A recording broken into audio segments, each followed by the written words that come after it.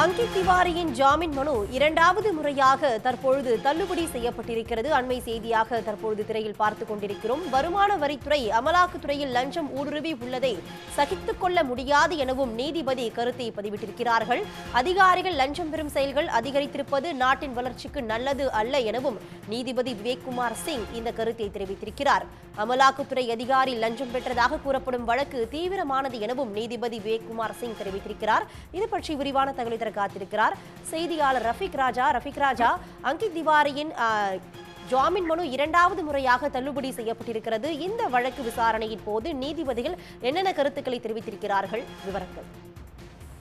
நிச்சயமாக மதுரை மண்டல இணை இயக்குனர் அலுவலகத்தில் அமலாக்கத்துறை துணை அதிகாரியாக பணியாற்றி வருவர் இந்த அங்கித் திவாரி கடந்த நவம்பர் டிசம்பர் மாதங்களில் திண்டுக்கல் அரசு மருத்துவமனையில் மருத்துவராக பணியாற்றக்கூடிய மருத்துவர் சுரேஷ் பாபுவை அணுகி லஞ்ச வழக்கில் அவரை காப்பாற்றுவதற்கு சுமார் 3 கோடி ரூபாய் லஞ்சம் வேண்டும் என்று அணுகியுள்ளார். அதை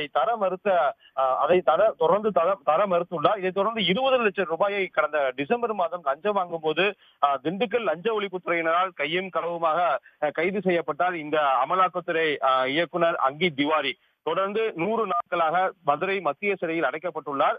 இவர் திண்டுக்கல் விசாரணை நீதிமன்றத்திலும் மதுரை உயர்நீதிமன்றம் மற்றும் உச்ச நீதிமன்றங்களில் பல்வேறு ஜாமீன் மனுக்களை தாக்கல் செய்திருந்தார். அந்த அனைத்து மனுக்களும் தள்ளுபடி செய்யப்பட்டது.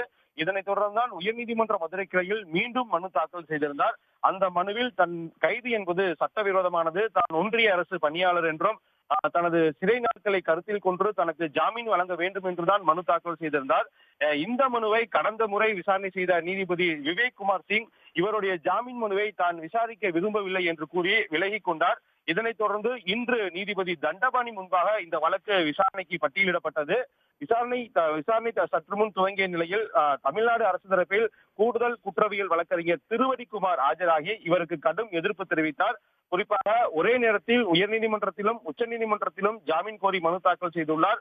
வழக்கு விசாரணை முடிவடைந்து குற்றப்பத்திரிகை தாக்கல் செய்யும் நிலையில் விசாரணைக்கு தடை வாங்கியுள்ளார். எனவே குற்றப்பத்திரிகை தயாராக உள்ளது, இவருக்கு ஜாமீன் வழங்கக்கூடாது என கடும் எதிர்ப்பு தெரிவித்தார். இதனை பதிவு செய்த நீதிபதி தண்டபாணி தான் தற்போது பல்வேறு கருத்துக்களை தெரிவித்துள்ளார். குறிப்பாக லஞ்ச ஒழிப்புத்துறை, அமலாக்கத்துறை, இது போன்ற அமைப்புகளில் பணியாற்றக்கூடிய அதிகாரிகள் லஞ்சம் பெறுவதை ஒருபோதும் அனுமதிக்க முடியாது. இதை சகித்துக் கொண்டு வேடிக்கை பார்க்க முடியாது. இவர்கள் லஞ்ச வழக்கில் சிக்கும் போது இவர்களை இரும்பு கரம் கொண்டு அடக்க வேண்டும். அது மட்டுமல்லாமல் லஞ்ச ஒழிப்புத்துறை இந்த அமலாக்கத்துறை அதிகாரி லஞ்ச ஒழிப்புத்துறையால் கைது செய்யப்பட்ட விசாரணைக்கு தடையும் வாங்கியுள்ளார். எனவே இதனை கருத்தில் கொண்டு இவருக்கு ஜாமீன் வழங்க முடியாது என்று கூறி அங்கித் திவாருடைய ஜாமீன் மனுவை இரண்டாவது முறையாக தள்ளுபடி செய்து உத்தரவு பிறப்பித்துள்ளார். ரஃபீக் ராஜா, உங்களுடைய விரிவான தகவல்களுக்கு நன்றி. உடனுக்குடன் செய்திகளை தெரிந்து கொள்ள சன் நியூஸ் பெல் ஐகானை கிளிக் பண்ணுங்க.